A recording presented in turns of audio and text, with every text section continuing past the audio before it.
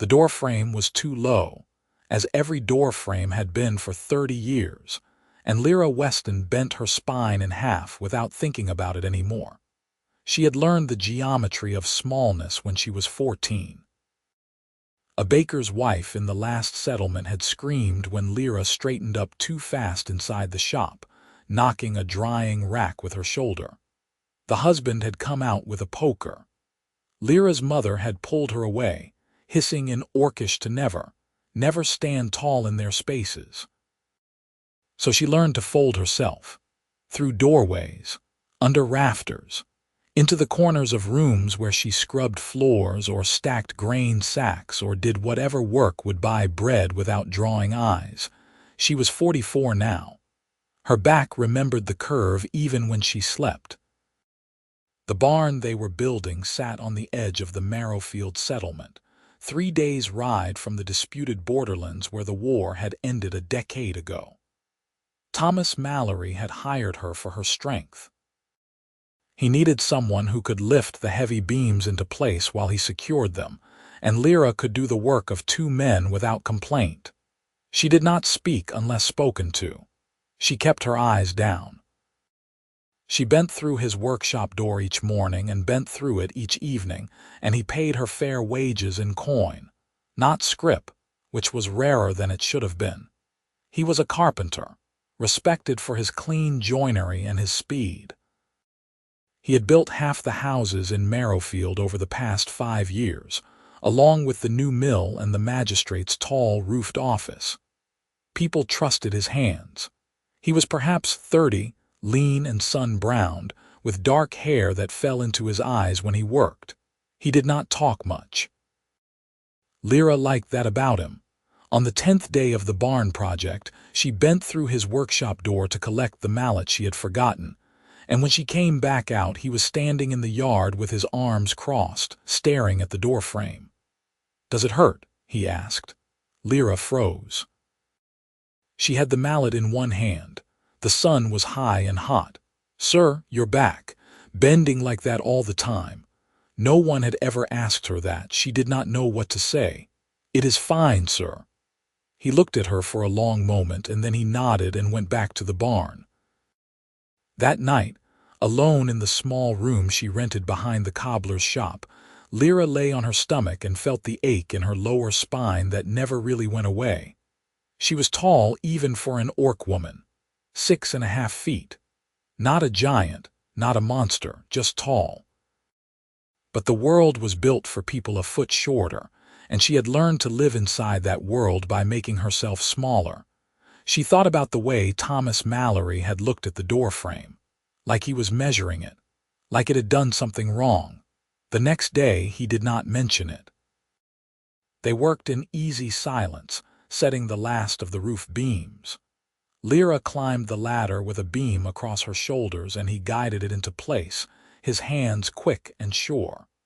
The barn was coming together beautifully.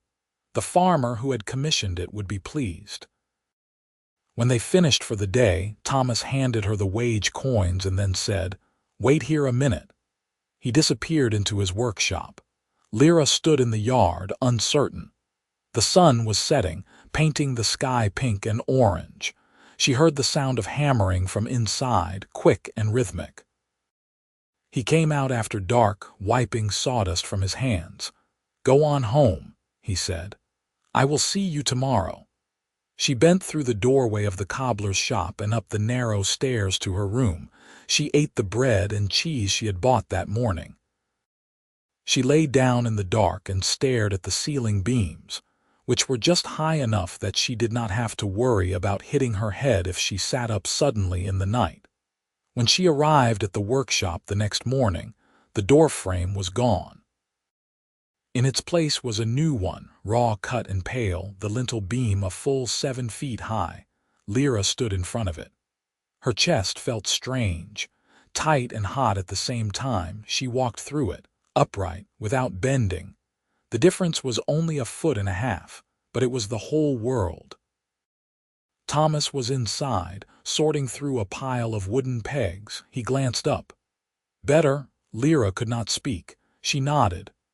Good, he said, and handed her the day's plan sketched out on a scrap of paper. They did not talk about it. They went to the barn and finished the doors and began work on the interior stalls. Thomas was exacting in his measurements, checking each angle twice. Lira learned to anticipate what he would need next. A hammer, a specific chisel, the plumb line. They moved around each other like dancers. But the new door frame in his workshop stayed in her mind. That night, lying in the dark, she thought about the sound of him hammering after she had left, building something just for her, something no one had ever thought to build. The next week, a woman named Maura Kinsley came to the workshop to discuss a repair on her chicken coop. She saw the tall door frame and laughed. Going to start building for ogres now, Thomas? Thomas did not look up from the hinge he was planing smooth. Building for the people who work here. Maura's eyes flicked to Lira, who was in the corner sorting nails by size. Her smile curdled. I see. Well, I will take my business to Samuel Trent instead. He builds for Christians. She left. Thomas set the hinge down carefully. His jaw was tight. I am sorry, Lira said quietly. For what? For the trouble. He looked at her then, his eyes dark and serious. You are not trouble. But the talk started anyway. Maura Kinsley had a loud mouth and a sister married to the blacksmith. By the end of the week, half of Marrowfield had heard that Thomas Mallory was building special doorways for an orc. The stories grew in the telling. Some said he was courting her. Some said she had bewitched him. Some said he was a traitor to his own kind, coddling a creature whose people had killed good Christian soldiers in the war. Thomas lost 2 more jobs, a fence repair and a cradle commission. The clients did not say why. They just sent notes saying they had changed their minds. Lira heard the whispers when she went to the market. She kept her head down and bought her bread and left quickly. One afternoon, a boy no older than 12 threw a stone at her. It hit her shoulder. She did not turn around. That evening, she told Thomas she would finish out the barn project and then leave Marrowfield. They were sitting in his workshop. The sun was setting through the window, casting long shadows across the floor. Leave, he said. You have lost work because of me. I do not wish to be a burden. He set down the piece of wood he had been sanding. You are not a burden. The town thinks otherwise. The town is full of fools. Lira looked at her hands. They were broad and strong, scarred from years of labor, orc hands. I have been in 5 settlements since the war ended. It is always the same. I do my work, I keep quiet, and eventually someone decides I am a problem. I leave before it gets worse. Worse how? She did not answer. She did not want to tell him about the burning. The settlement in the eastern hills where someone had set fire to the barn she was sleeping in. She had gotten out, but her belongings had not. She had walked to the next town with nothing but the clothes on her back and the coin sewn into her hem. Thomas was quiet for a long time. Then he said, I lost a man in the war. Lira looked up. His name was Peter Darrow, Thomas continued. His voice was steady, but his hands were gripping the edge of the workbench. We were at the Battle of Ashford Ridge, ambush in the woods. Peter took an arrow in the leg and went down. I tried to get to him, but there were too many of your people between us. Orcs, soldiers, I do not know. I saw him fall and I could not reach him. He stopped, swallowed. I got out, he did not. They found his body 3 days later. Lira felt cold. I am sorry. I am not telling you this because I blame you, Thomas said quickly. I am telling you because after the war I came back here and I could not make sense of anything. I had been a soldier. I had killed people. I had watched people die. I had failed to save someone I cared about. And I did not know how to live with that. He picked up the sandpaper again, running it over the wood in slow, careful strokes. So I started building. Houses, barns, tables, chairs, things that hold people, things that keep them safe. I thought if I could make enough spaces that worked, that fit, maybe it would balance out the fact that I failed to bring Peter home. Lira's throat was tight. Did it? No, he said, but it gave me something to do with my hands. The workshop was very quiet. Outside, a dog barked.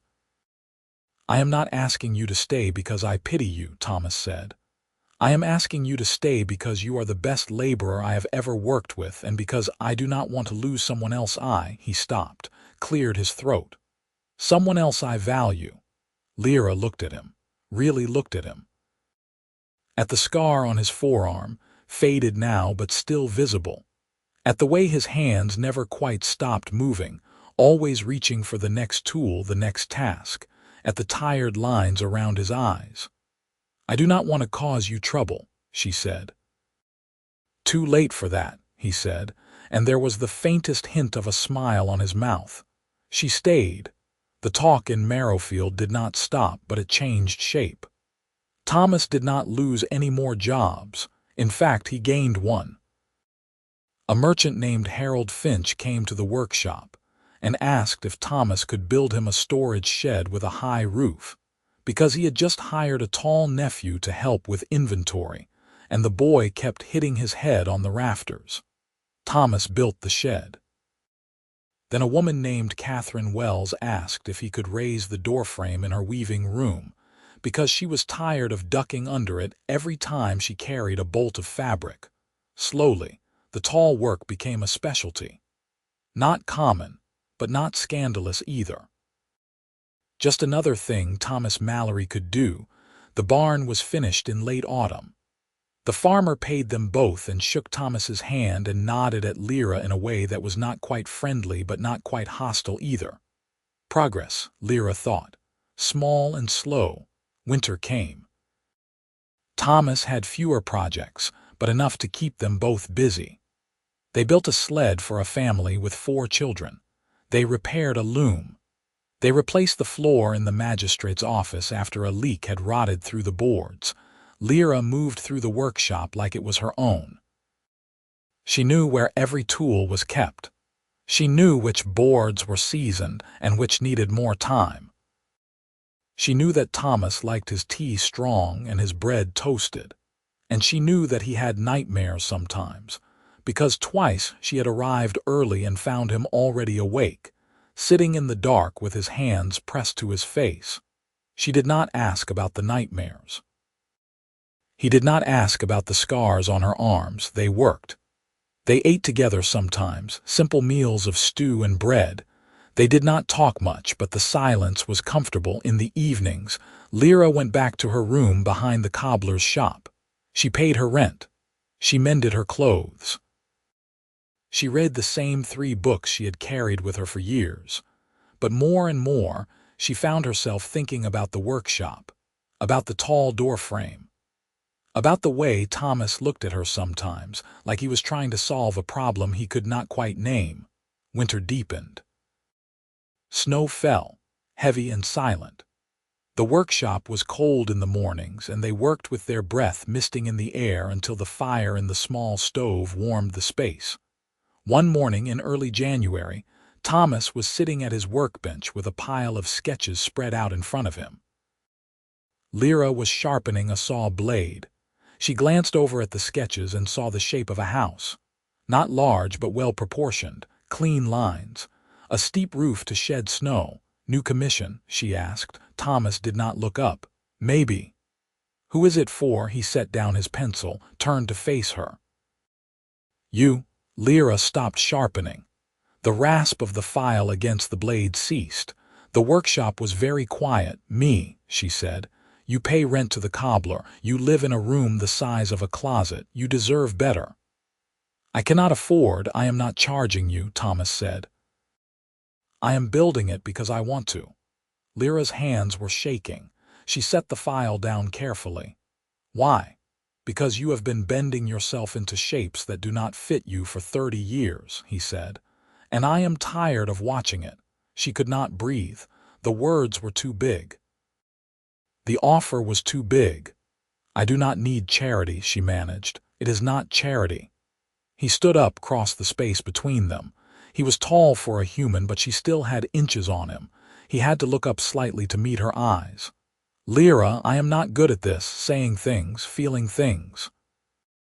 But I need you to know that he stopped, took a breath. I care about you, more than I should, probably, more than is sensible, and I want to build you a house where you do not have to bend, where you can stand tall, because that is what you deserve. Lira's vision blurred. She blinked hard. She did not cry. She had not cried since she was a child. Thomas, she said, you do not have to answer now, he said quickly. Just think about it, please. She thought about it. She thought about it for 3 days while they worked on a set of chairs for the inn. She thought about it while she lay in her too small room and listened to the wind howl outside. She thought about it while she walked through the market and saw the way people looked at her, wary and uncertain. She thought about the door frame. The first one. The one he had built without asking because he had seen her pain and decided to do something about it. On the 4th day, she said yes. Thomas smiled. It was the first real smile she had seen on his face, and it changed everything. He looked younger, lighter. Good, he said. Let me show you the plans. They spent the evening going over the sketches. The house would have 2 rooms, a main room with a fireplace and a kitchen area and a smaller room for sleeping. The door frames would be 7 feet tall. The ceilings would be 8. The windows would be large to let in light. There would be a workshop space attached in case she wanted to do projects of her own. What do you think? Thomas asked. Lira traced the lines of the drawing with one finger. It is beautiful. We will start in the spring. The ground is too frozen now. Spring felt a long way off, but Lira could wait. She had waited for 30 years. A few more months would not kill her. The talk in Marrowfield started up again when people heard about the house. This time it was louder, angrier. A few families stopped speaking to Thomas entirely. Someone left a dead crow nailed to his workshop door. He took it down without comment and kept working. Lira wanted to tell him to stop, to build something else for someone else. But every time she opened her mouth to say it, he would look at her with those serious dark eyes and she would lose her nerve. They will make your life hell, she said finally, one cold afternoon in February. Let them try. I am not worth this. He set down the plane he had been using and turned to face her fully. Yes, you are. You do not know me. Not really.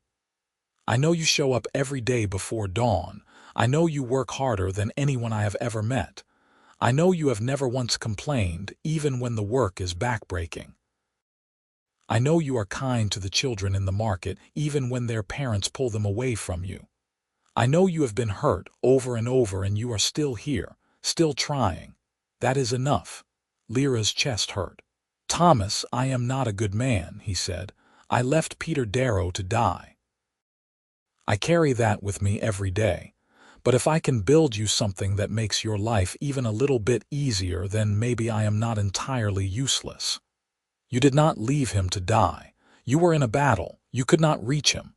I should have tried harder. You would have died. Maybe I should have. The words hung in the air between them. Lira took a step forward, then another. She reached out and took his hand. His fingers were rough with calluses, warm and solid. You are a good man, she said. You are the best man I have ever met. He looked at their joined hands. I do not feel like one. Then believe me when I tell you that you are. He lifted his eyes to hers. There was something raw in his expression, something that had been locked away for a long time. Stay with me, he said. Not just in the house, with me. Lira's heart was pounding. Yes. He kissed her. It was careful and hesitant, like he was afraid she would pull away, but she did not pull away. She kissed him back, her hands coming up to cup his face. He tasted like sawdust and tea. He felt like home. When they broke apart, he rested his forehead against hers. I will build you the best house I have ever made. I know, she said. Spring came slowly, but it came. The snow melted. The ground thawed. Thomas marked out the foundation on a plot of land he owned at the edge of Marrowfield, a quarter-mile from the main road. It was quiet there, private. The kind of place where you could breathe. They began building in April. Thomas hired 2 laborers from the next settlement over, men who did not know Lira and did not care that she was an orc. They worked quickly and efficiently. The foundation went up in a week. The frame took 2. People came to watch, some out of curiosity, some out of hostility. The magistrate himself rode out one afternoon and sat on his horse for a long time, staring at the rising structure. "This is for the orc woman," he asked Thomas. "Her name is Lira Westen. You are making a mistake."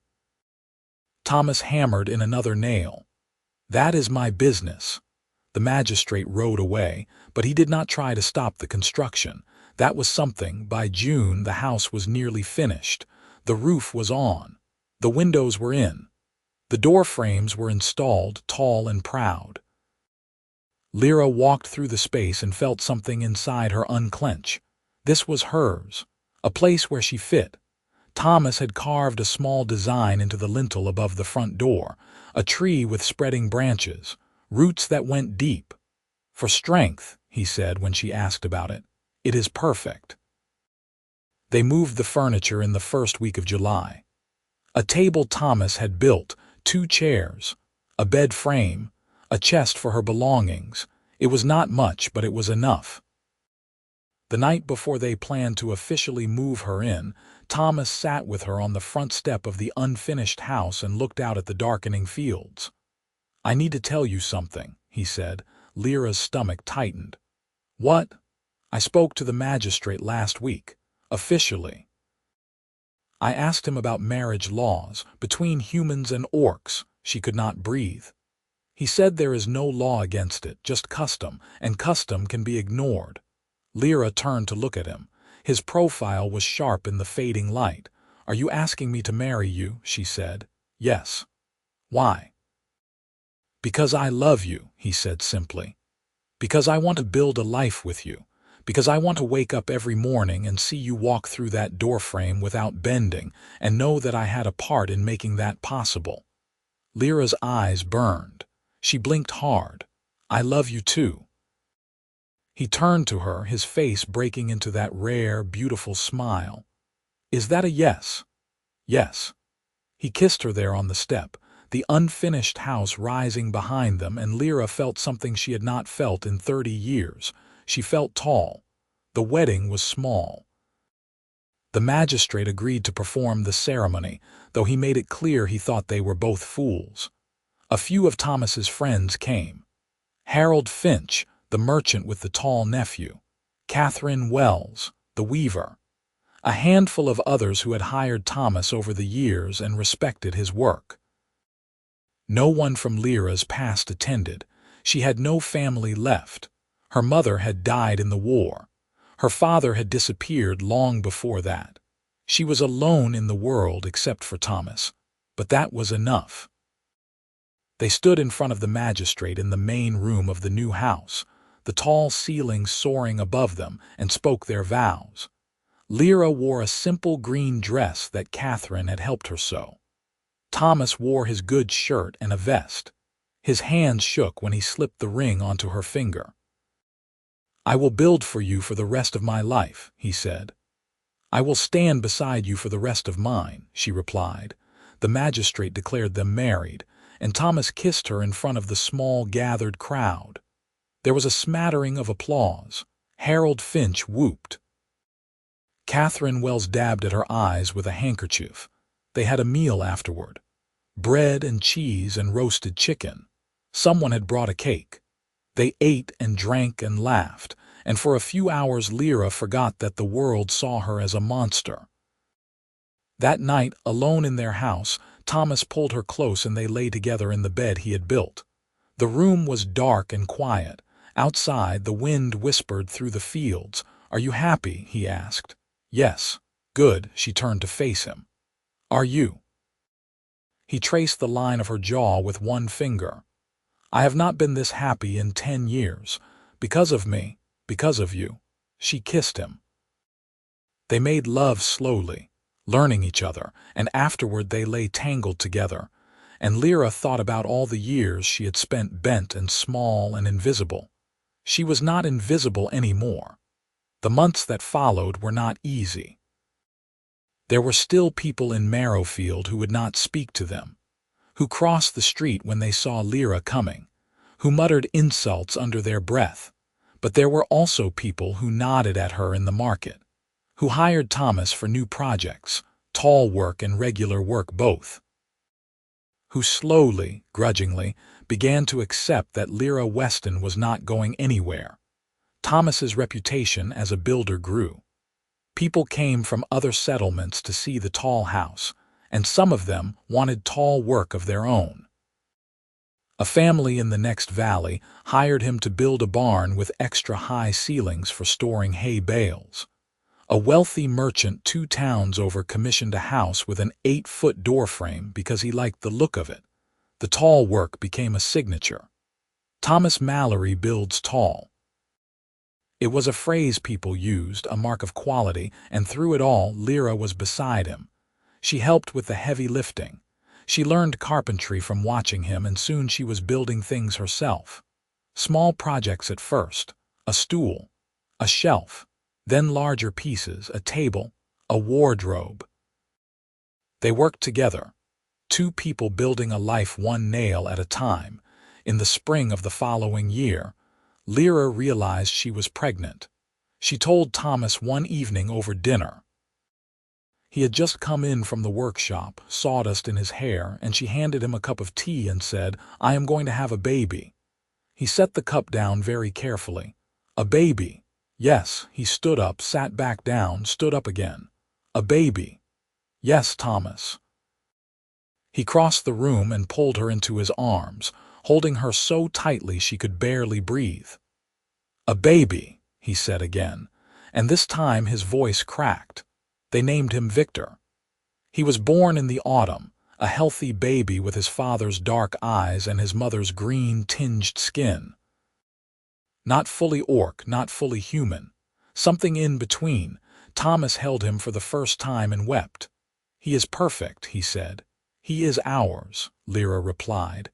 They raised Victor in the tall house, and he grew up knowing that he belonged, that he was loved, that he did not have to bend himself to fit into spaces that were too small. When he was 2, Lira became pregnant again.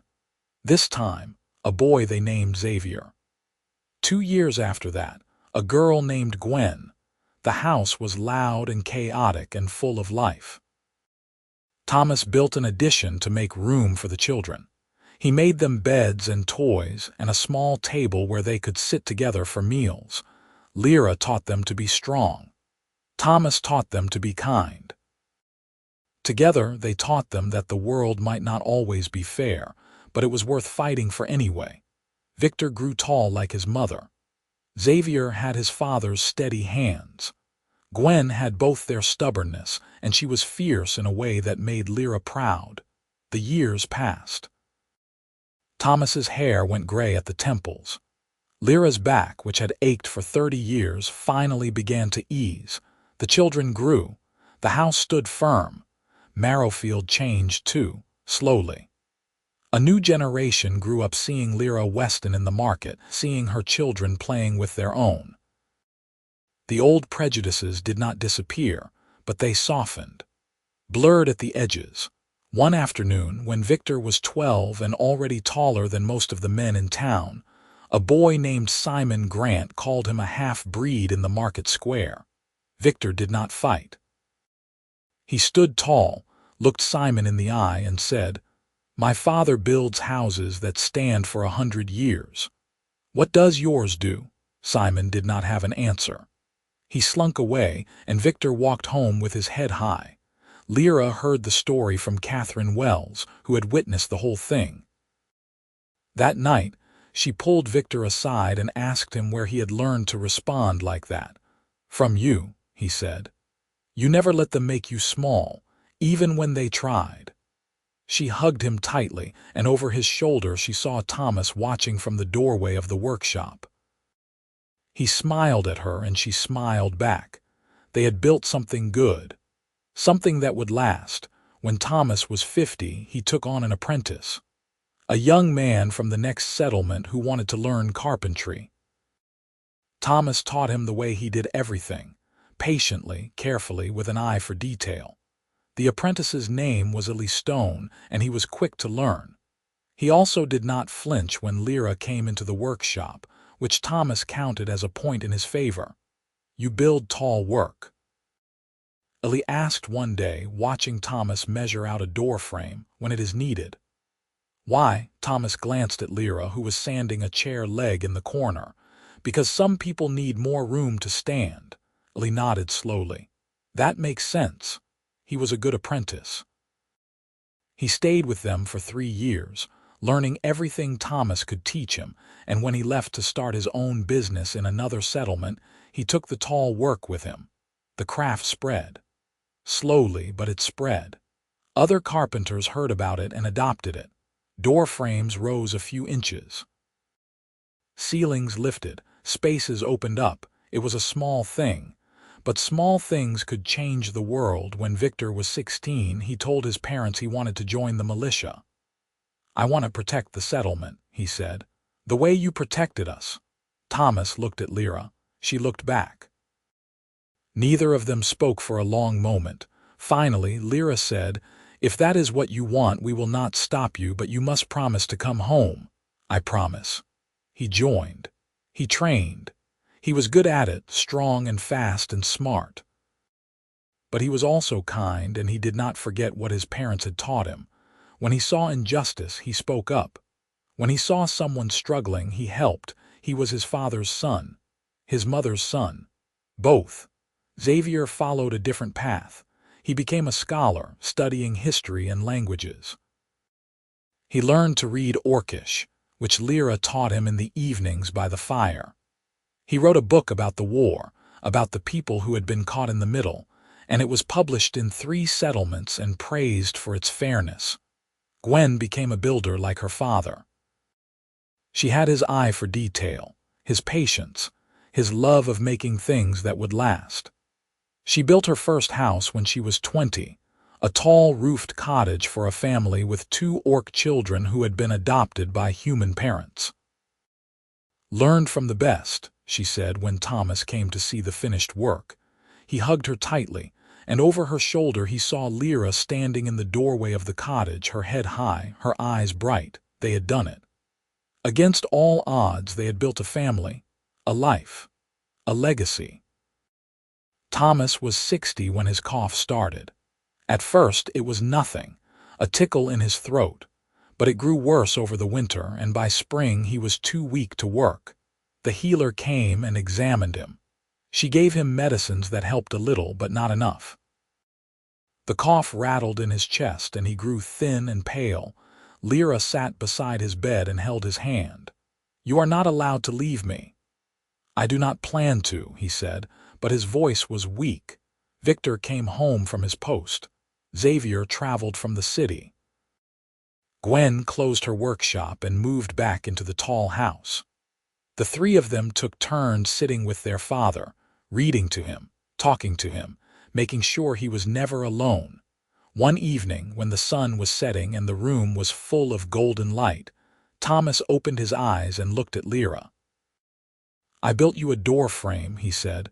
"You built me a whole house. And a life. And a life," he smiled. "No regrets, none," she said. He shook his head. "I got to carry you home. I could not carry Peter, but I carried you. I built you a place to stand. That is enough." She kissed his forehead. "You are enough. You have always been enough." He closed his eyes. "I love you. I love you too."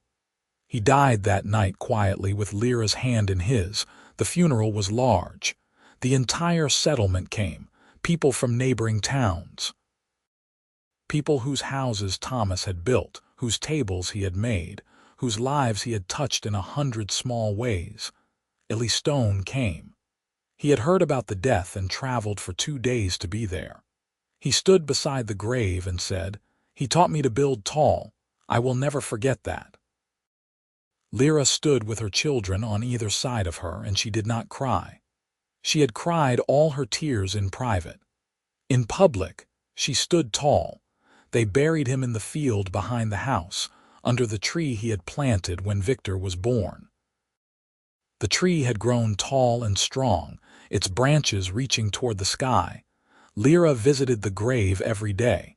She brought flowers in the spring. She cleared the snow in the winter. She sat on the ground and talked to him, telling him about the children, about the new projects Gwen was working on, about the way the world was slowly changing. She lived for another 20 years, long enough to see Victor become captain of the militia, long enough to see Xavier's second book published, long enough to see Gwen build a tall-roofed school where orc children and human children learned side by side. She lived long enough to see the doorframes rise all over the frontier. Tall work, they called it, a trade born of love. When Lira was 70, her back finally gave out. The decades of bending had taken their toll, and no amount of standing tall could undo the damage. She spent her last months in the tall house, in the bed Thomas had built, surrounded by her children and grandchildren. Victor sat beside her and held her hand. "You did it, Mother. You stood tall. Your father helped," she said. "You helped each other," she smiled. "Yes, we did," Gwen leaned in. "The world is better because of you." "The world is better because of all of us," Lira corrected. "Because we chose to see each other as people, not monsters, not enemies, just people." Xavier kissed her cheek. "We will remember, we will teach our children, and they will teach theirs." "Good," Lira said. "That is all I ask." She died on a warm summer evening, with the windows open and the smell of wildflowers drifting in on the breeze. She died in a house built to her scale, where she had never once had to bend. They buried her beside Thomas, under the spreading branches of the tree. The entire settlement came to the funeral. People from towns 50 miles away. Orcs and humans both, standing together, mourning the woman who had taught them that kindness could be a doorframe, a house, a legacy. Victor gave the eulogy. He spoke of his mother's strength, her resilience, her refusal to let the world make her small. He spoke of his father's love, his skill, his determination to build spaces where people could stand tall. They were not perfect, he said, but they were good. And they made the world a little bit better by being in it. That is all any of us can hope for. The crowd murmured their agreement. Gwen placed a bouquet of wildflowers on the grave. Xavier said a prayer in Orcish, the words rolling off his tongue like music. And then they went back to the tall house, and they ate and drank and told stories about the woman who had bent for 30 years, until a man built her a doorframe tall enough. Gwen stood in the doorway of the house, looking up at the lintel carved with the tree and its roots. She thought about the grandfather she had never met, the man who had died in the war. She thought about the father who had carried that guilt for years and turned it into something beautiful. She thought about the mother who had taught her to stand tall, no matter what the world said. She thought about the doorframe, the first one, the one that had changed everything, and she decided that she would keep building. Tall work, short work, any work that made people's lives easier, better, more bearable, because that was the legacy, not the buildings, though those mattered. Not the tall doorframes, though those mattered too. The legacy was the choice to see someone else's pain and do something about it. The legacy was love, made solid and real. The legacy was a doorframe tall enough to walk through without bending. And that legacy would stand for 100 years, and 100 more after that.